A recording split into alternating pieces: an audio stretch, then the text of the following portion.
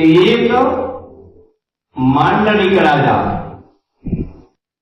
मांडलिक राजा कोई मंडल का राजा है, एक राज्य का, बनने बोले मांडलिक राजा, और पूरा देश का है वो छत्रपति सम्राट बोला जाता है।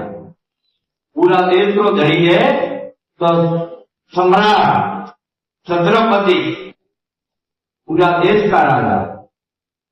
तो मांडलिक राजा ने मंदिर बनवाया भगवान का, मंदिर शिलान्यास किया और मंदिर का काम चालू किया। तो सम्राट राजा था, उनको पता चला तो वहां मांडलिक राजा है, मंदिर बना रहा है। तो अपन को अगर कोई कार्य करना है तो सम्राट से अनुमति लेनी पड़ती है।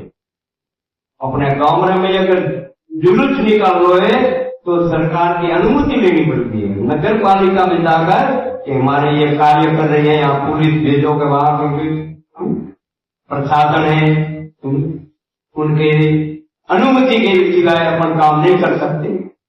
तो उन्होंने अनुमति नहीं ली, भगवान का मंदिर का काम चालू कर दिया। अब राजा को पता चला, छत्रपति राजा को, सम्राट को पता चला, तो दूत भेजा, जाओ मांडलिक राजा को कहो कि ये कार्य बंद करे, अगर नहीं तो युद्ध करने के लिए तैयार हो जाओ। राजा दूत भेजियो, दूत वहां गया, जाकर बोला कहां से आ जाए कि वहां से सम्राट राजा भेजा है। तो क्या है, क्या संदेश है? तो ये संदेश ये है कि आपने मंदिर का काम शुरू किया है, किसको पूछ के किया है, कहां से अनुमति ली है? तो कि मैं तो धार्मिक काम करने जा रहा हूं, मैं अनुमति की क्या जरूरत है? क्यों?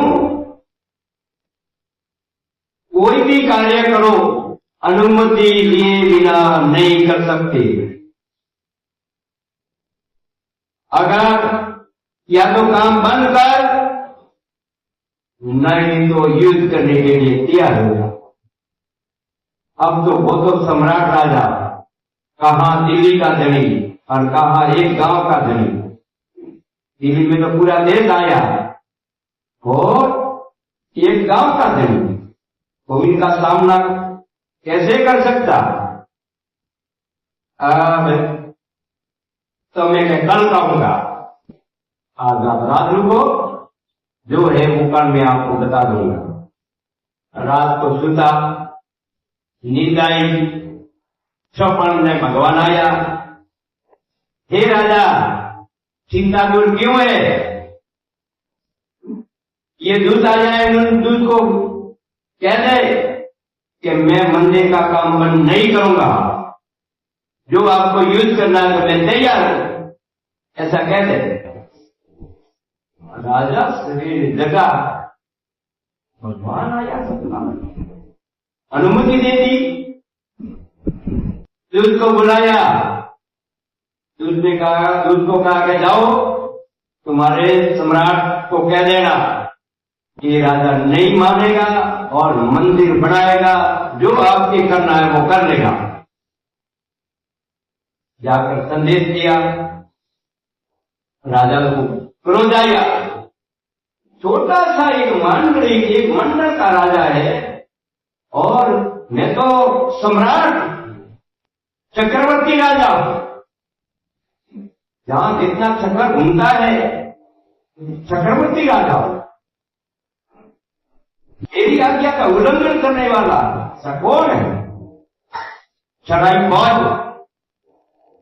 चढ़ाई, वहां से रवाना हो, वो भी तैयार हो गया। उन्हें तो करोड़ों की संख्या में फौज, बोले हजारों की संख्या में फौज, कहां करोड़ कहां हजार, आमने सामने एक दूसरे को फौज दिखने लगी। अब नजदीक आया, उन गांव की सीम में आया और राजा ने मन में विचार किया, ओहो भगवान, ऐसी मेरी बुद्धि क्यों प्रवेश हुई? अरे ये करने जा रहा था, भगवान का मंदिर बना रहा है और कोई दूसरे देश पर कोई कब्जा तो कर नहीं रहा, तो गलत काम तो नहीं कर रहा है। अब मेरी ऐसी बुद्धि भ्रमित क्यों हुई? और मैं युद्ध करने के लिए आया, इनमें सहयोग देना तो दूर रहा और मैं इनको मारने के लिए आया। ये धार्मिक काम कर ले रहा है और मैं इनको मारूंगा। ये भगवान, ये मेरी ऐसी बुद्धि क्यों हुई? ऐसे करके राजा की फौज आ रही है, मांडलिक राजा की फौज आगे बढ़े, वो फौज रोक रही, उनकी तो फौज रोकी, वो आगे बढ़े। राजा रथ से नीचा उतरा, नीचे उतर कर उसने देखा कि यह राजा नीचे क्यों उतरा, वो भी नीचे उतर गया। दोनों जाकर उनको गले लगाया और राजा रोने लगा। छत्रपति राजा था, वो रोने लगा। उसने कहा कि क्या बात हुई? मने क्षमा कर, माफ कर। क्यों? आप धार्मिक काम करने जा रहे हैं, मैं आपको अनुमति के बारे में टोक दिया, क्रोध कर दिया, मैंने फौज छड़ाई, मेरी बुद्धि भ्रमित हुई, मेरी बुद्धि नाश हुई। अब आप जाओ, खुशी से मंदिर बनाओ और इन मंदिर में जितने पैसे लगे वो मेरे खजाने से, मेरे या राजकोट से ले जाना। तो उसने, परंतु मंदिर ऐसा होना चाहिए, भव्य मंदिर, इतना बड़ा मंदिर कहीं नहीं, इतना मंदिर बनाना। सब करता मैं से दूंगा। राजा को बुलाया अपने वहां, सबको भोजन प्रसाद कराया और हाथ जोड़कर वहां से विदाई की फौज को। अब राजा ने मंदिर बनाया तो क्या देखो, आज भी वो मंदिर महान विशाल मंदिर है। तो उन मंदिर में ऐसा शिल्पी ऐसा था कि कई प्रकार का उस मंदिर में आज भी चमत्कार है। उन मंदिर में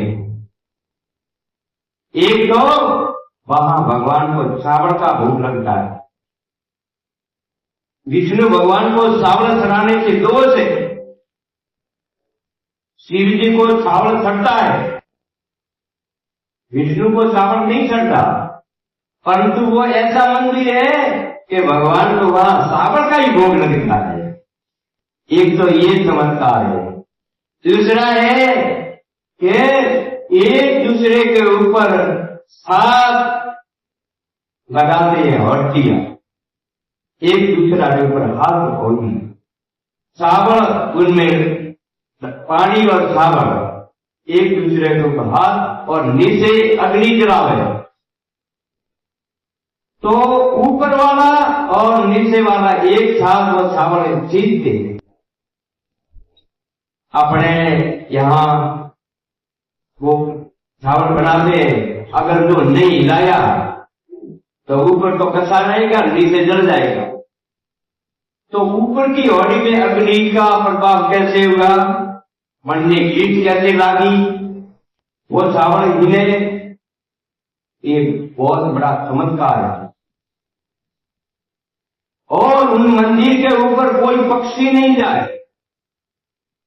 अपने मंदिर में कबूतर हजारों माथे बैठे, बनने ऊपर वे पक्षी नहीं जाए, हवाई जहाज तक वहां इनके ऊपर नहीं निकले। तो मंदिर बनाने वाले ने ऐसी कौन सी कला, कौन सा उनमें प्रभाव डाला है जो उनके ऊपर कोई नहीं पा सकता, उनको उल्लंघन नहीं करेंगे।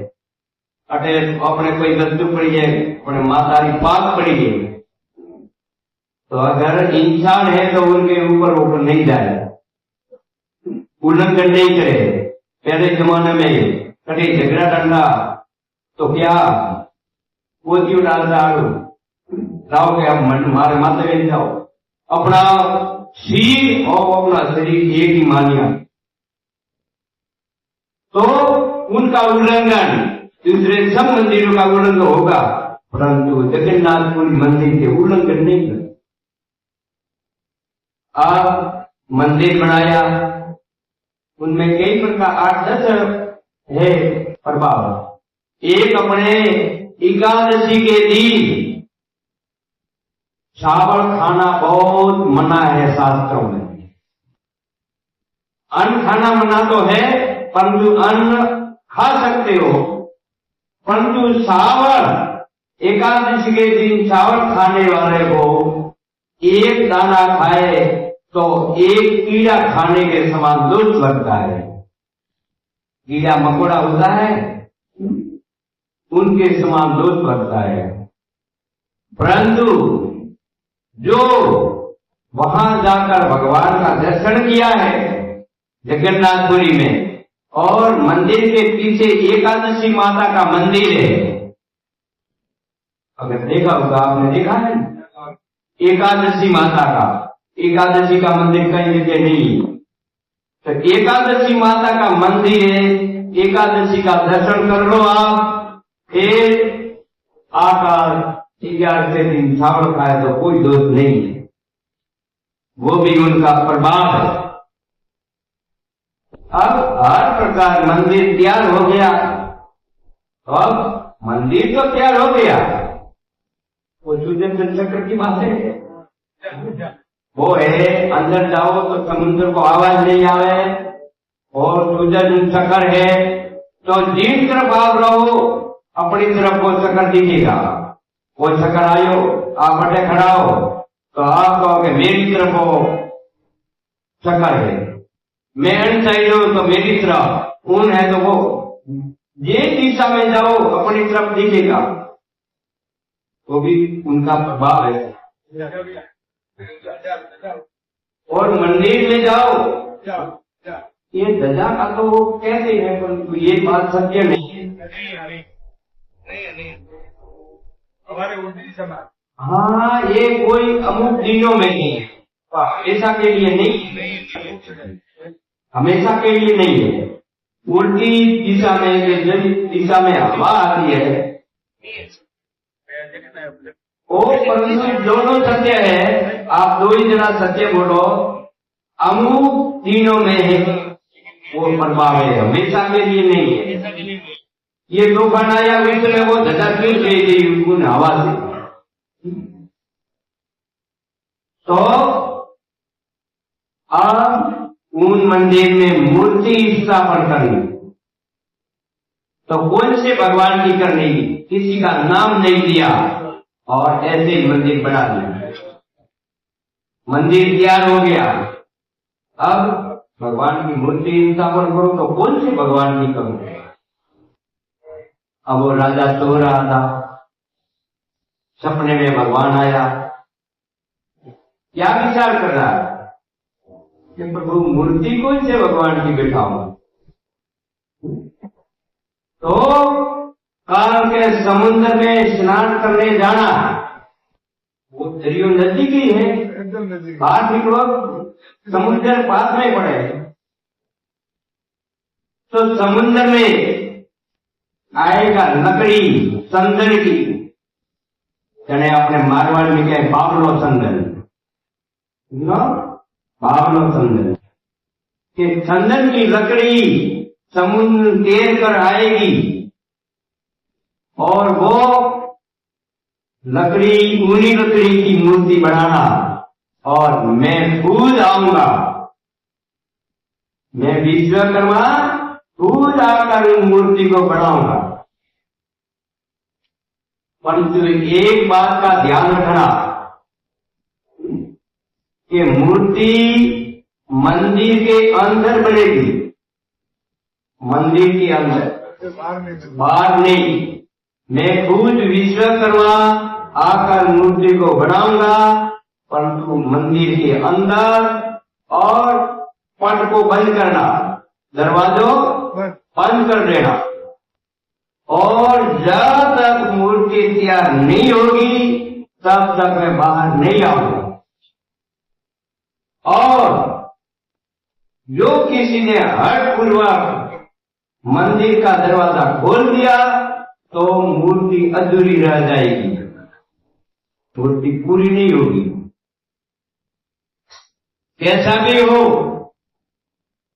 मंदिर मत खोलना, मैं अपने आप बाहर आ जाऊंगा। ठीक है।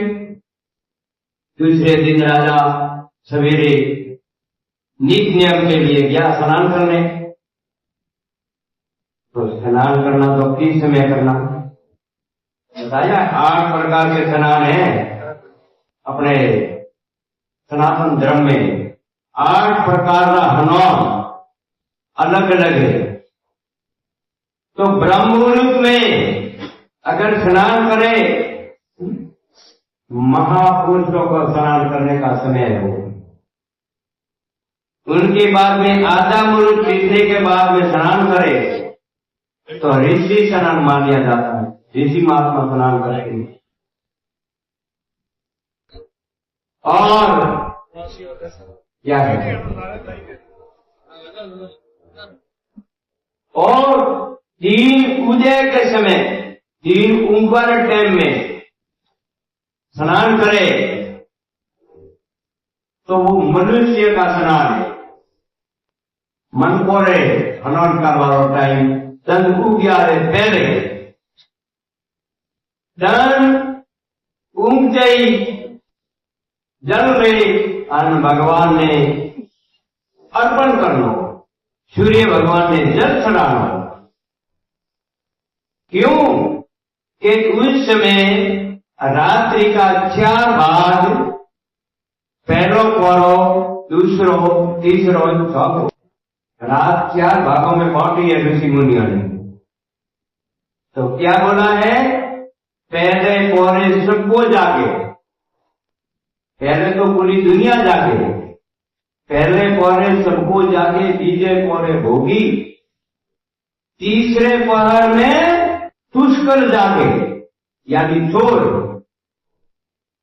तीसरे पहर में चोर जागे, तीसरे पहर में तस्कर जागे, तो चौथे पहर में योगी। संत महात्मा चौथा भाग की रात रहे बनते में जागे। कोई भी गृहस्थी भी बनते में अगर जागे भगवान नो नाम ले तो वो भी साधुओं को दर्द है, वो भी साधु मानना, वो गृहस्थी नहीं है। उनमें भजन करने की शक्ति है, हजारों गुना फल मिलता है उन समय। आप भजन करो भगवान का, पूजन पाठन करो, ध्यान करो, माला करो, मंत्र करो, स्नान करो, उनमें हजारों गुना फल मिलता है। इसीलिए संत महात्मा उस समय ब्रह्म मुहूर्त में जाकर स्नान करते हैं। और दूसरा कारण है कि उस समय सूर्य भगवान और राक्षसों के युद्ध होता है, लड़ाई। तो 80,000 राक्षस मारकर सूर्य भगवान उदय हुए, 80,000 राक्षसों मारे सूर्य भगवान उदय हुए। तो अपना भाई है, अपना बुजुर्ग है, कोई भी झगड़ो कोई चलतो है और अपने हुता हुता नींद करा तो भाई क्या कहेगा, अरे मने अतो कष्ट पड़े और वो क्यों सीधा सीधा नींद करे, इनको शर्म आनी चाहिए, मारो पक्ष करे, मारी हेल्प करे, मारी मदद करे। तो पटे हुता हुता नींद करो तो सूर्य भगवान अपन श्राप दे, श्राप दे अपने में घर में रोग दोग कलेश कंकाल दारिद्रता अपने घर में आवे। तो बनते में सूर्य भगवान उदय होने के पहले जगना चाहिए। कहा है कि शुद्ध सूर्य होंगे यहाँ कर संपत नहीं, उत्तम सूर्य होंगे बनने घर में संपत्ति नहीं है तो उन्हें लक्ष्मी नहीं रहती है, आपस में वो प्रेम नहीं रहे, कलेश कंकाल सूर्य भगवान को तावड़ो अपने ऊपर पड़े तभी अपन को दुर्गति। तो उस समय जल्दी उठना और कुछ नहीं पड़े, स्नान नहीं कर सको तो बैठे बैठे घाट में बैठे बैठे भगवान का नाम लो, परंतु सोना नहीं। सूर्य भगवान उदय है तो सूर्य भगवान ने पसीनो हो जाए, 80,000 राक्षस मारवा में ताकत पड़े तो पसीने पसीनो हो जाए। उसमें आप तांबे के कलश में जल लो और सूर्य भगवान ने अर्पण करो। अपने कोई पसीना नो काम करे तो पानी मांगे तो पंडे में ले जाए जल दियो तो आत्मा ने शांति है, शांति है तब को आशीर्वाद मिले। कोई दर्शो अपने यहाँ आए, अरे मर रहा हूं मैं, पूरे दिन का मैं तरसा हूं और पानी पिलाओ तो पुण्य पानी पिलाओ तो पुण्य आत्मा कतरो आशीर्वाद देव बनो। उन्हीं प्रकार भगवान सूर्य के कष्ट पसीनों और ताकत कम पड़ी, उन समय आप सूर्य ने जल चढ़ाओ तो भगवान में ताकत आ जाए और भगवान अपने को आशीर्वाद दे तो अपने घर में सुख शांति धन धान्य आशा विशा सद्बुद्धि हर प्रकार के भगवान अपने अच्छी वस्तु का बारिश्वर था अपने हर प्रकार अपने घर में शांति है। सूर्य मंत्र तो वही मंत्र अचल चढ़ा और मंत्र तो है। मंत्र मंत्र किसको कहते हैं? मंत्र वो क्या नाम कर्माबाई ने कौन सा मंत्र बोला था? कौन सा मंत्र बोल के भगवान को भोग लगाया था? गृहस्थी के लिए कोई मंत्र की आवश्यकता नहीं है। मंत्र सिर्फ जानना है तो जो साधु संत है ब्राह्मण है उनको मंत्र जानना। क्यों कि आपके घर में जो संत महात्मा आवे उनकी सेवा करो, मेहमान गाय कबूतर अपने घर का अच्छी तरह संचालन करो, अपना धर्म का पालन करो, सब मंत्र तंत्र उसमें आ गया। इनमें मंत्र की कोई जरूरत नहीं है। छोटे बच्चे के मंत्र की जरूरत नहीं होती। बड़ा होने के बाद में ये मेरा काका है, ये मेरा मामा है, ये मेरा भाई है, ये मेरा दादा है, वो किनको होता है? बड़ा होता है उनके लिए। छोटे बच्चे के लिए तो सब समान है।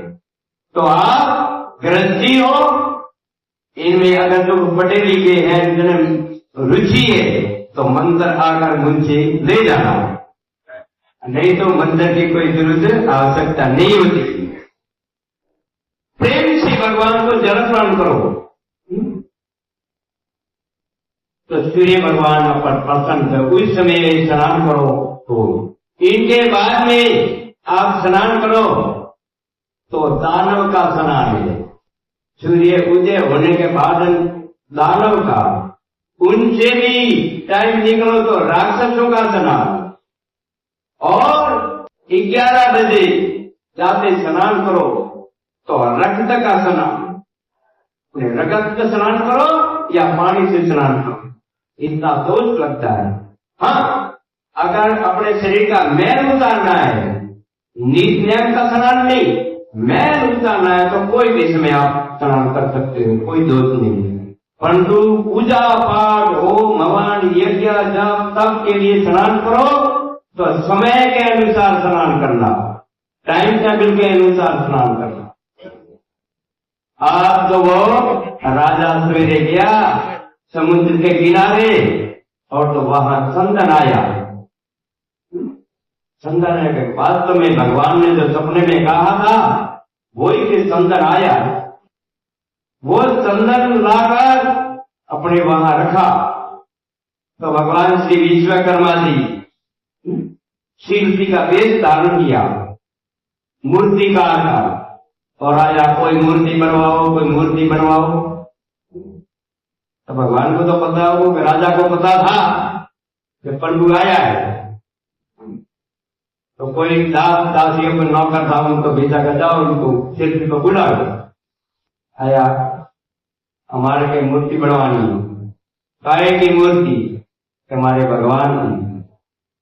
तीनों देवता, कृष्ण भगवान, बलराम जी और सुभद्रा जी उनकी बहन, तीनों की मूर्ति बनवानी। ठीक है, बनाएंगे तो बनाओ, और ऐसे नहीं। भगवान की मूर्ति बनानी है तो मैं मंदिर के अंदर बनाऊंगा, बाहर नहीं, देख रेख किसी की देख रेख में नहीं, पर्दे में बनानी पड़ती। ठीक है, वो करो। तो ये शर्त है कि जब मूर्ति पूरी होगी, अपने आप इनका पट खोलकर मैं बाहर आऊंगा। जहां तक मैं बाहर नहीं आऊं तब कोई दरवाजा मत खोलना। अगर दरवाजा खोल दिया तो मूर्ति अधूरी रह जाएगी। ओ राजा पूरी विद्या पढ़ाई। अब भगवान ने लकड़ी अंदर किया, मूर्ति बनाना शुरू किया। करते करते 1 दिन, 2 दिन, 3 दिन, 5 दिन हो गया। राजा की रानी ने कहा कि राजा, अरे वो 5 दिन से वो अंदर कारीगर अंदर है, उनको पानी पीना पड़ता है, भोजन करना, लघु शंका करना, डॉक्टर जाना, कैसे करेगा? तो फिर नहीं, एक मंदिर को खोलो। मंदिर को नहीं खोलना है, उसने बोला है कि मूर्ति तैयार होगी, मैं अपने आप बाहर आ जाऊंगा। अरे वो तो कह दे, अपन तो घोषणा पड़ता है, अंदर है, वो भी इंसान है और भूखा प्यासा, कैसे काम करेगा? वो तो मर जाएगा। उनको ऑक्सीजन नहीं मिले, हवा नहीं, पानी नहीं, अन्न नहीं, विश्राम नहीं। ऐसे राजा ने मना किया, जो है वो सही है, रहने दो, अपने आप पार आ जाएगा। नहीं, खोलो। अगर आप नहीं खोलो तो महल के ऊपर से गिर कर मैं हत्या कर दूंगा, नहीं तो इन कारीगर को बाहर निकालो। तो दरिया को तो कौन ढाई है? दरिया अगर हट करें तो नहीं छोड़े, अरे नुकसान हो जाए, उनकी परवाह नहीं करे।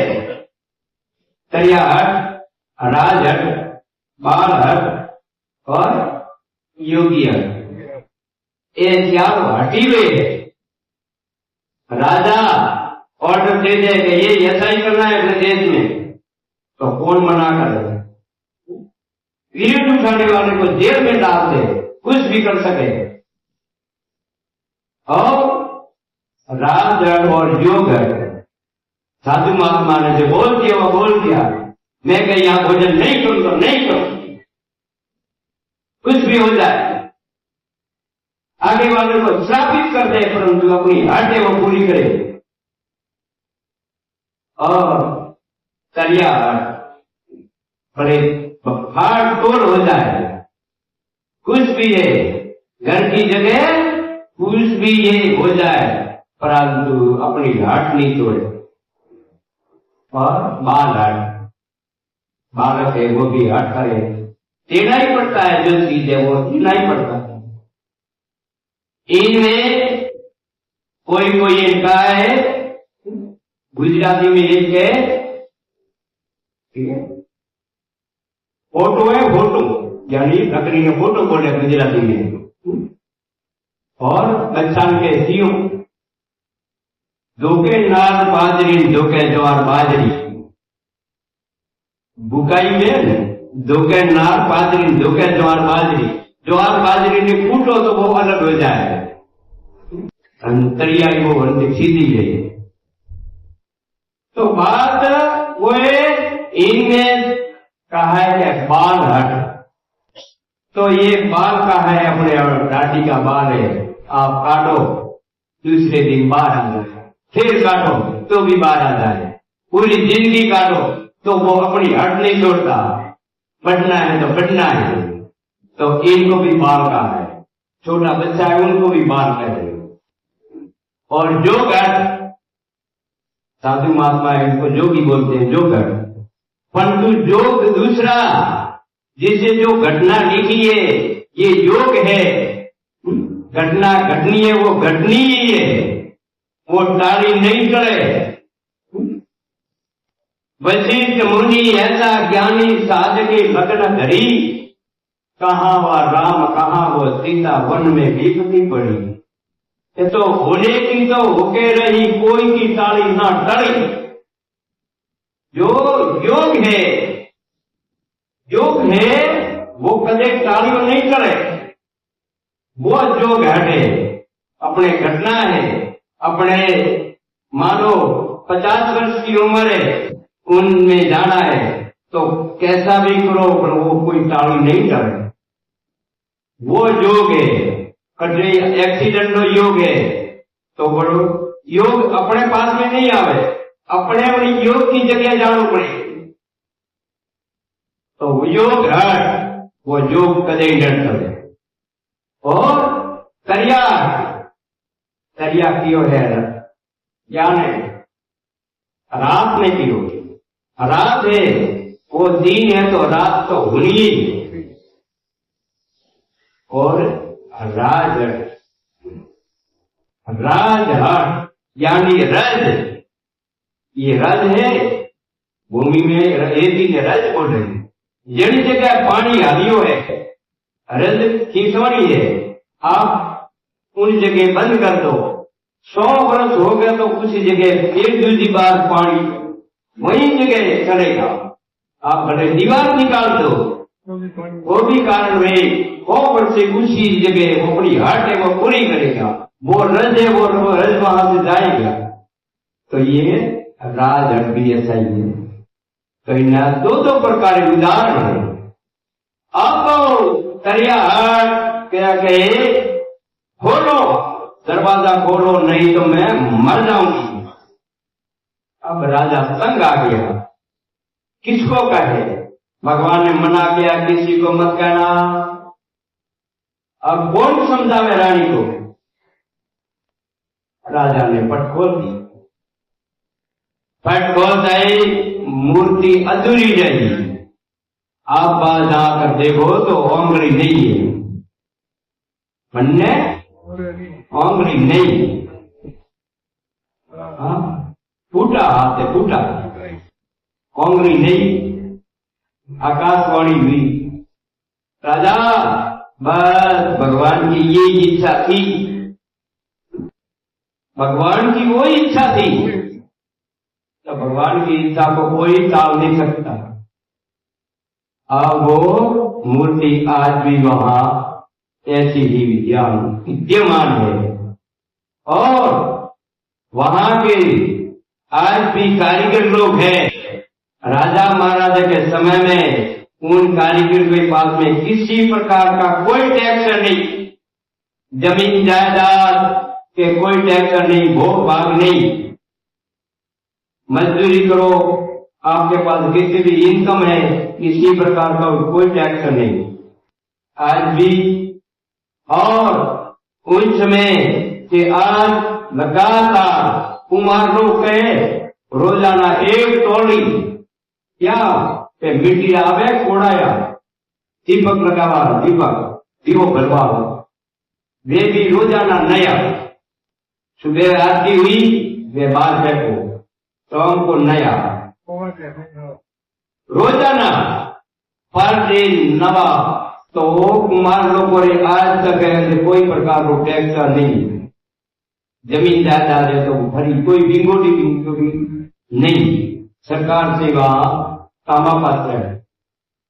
जितना कार्यकर्ता मंदिर में लागू रहिए जातिवाही कार्य, तो वहां रथ यात्रा निकलती है आषाढ़ सुदी 20 दूसरे दिन रथ यात्रा निकले तो दूसरे यात्रा में दूसरो रथ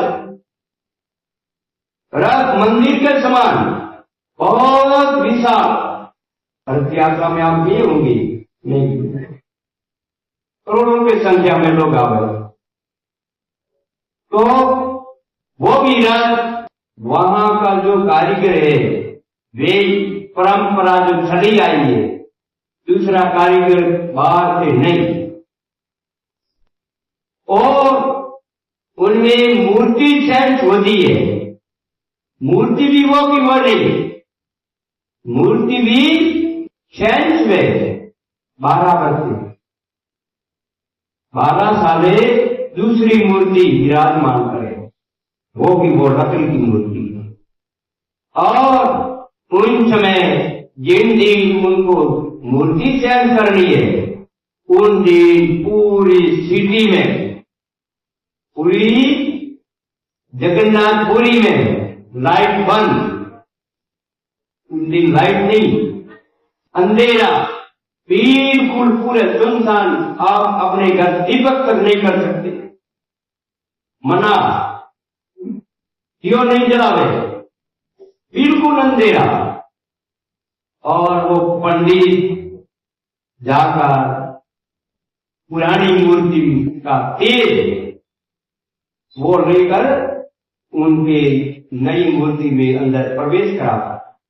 अपने हृदय है वो धड़क क्यों बड़े हृदय 24 घंटा, क्यों उनमें मूर्ति में 24 घंटा आत्मा का आभास होता है, महसूस होता है कि इनमें जीव है।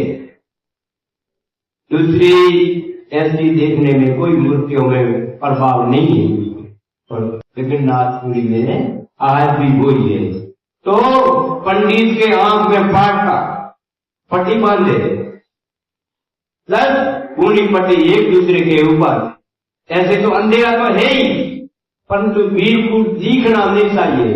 अगर दिख गया तो वो मर जाएगा, वो जिंदा नहीं रह जाएगा। पाटा बांध के फिर उनका तेज उसी में लेते, और वो नई मूर्ति विराजमान होती है, और वो समुद्र में विसर्जन होती है। तो ये इन मंदिर का इतिहास तो बहुत लंबा चौड़ा है, परंतु ये सूक्ष्म रूप में आपको मैं दर्शित किया। ये ऐसा ही इन मंदिर का इतिहास है। तो अपने